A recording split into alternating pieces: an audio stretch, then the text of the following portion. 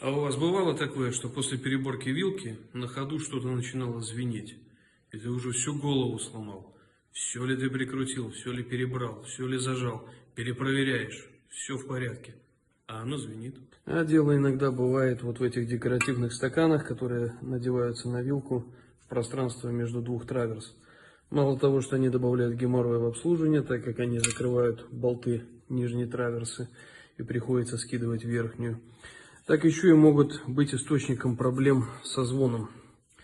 Вот здесь вот стоят такие лепесточки специальные сверху. Здесь вот верхняя траверса прижимается. И они не просто так здесь сделаны. Они сделаны для того, чтобы перед монтажом их можно было отогнуть.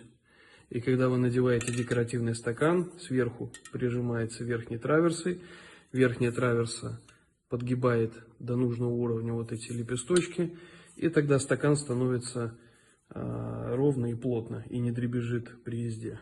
В отличие от вот такого, если так поставить, оно со стопроцентной вероятностью будет звенеть.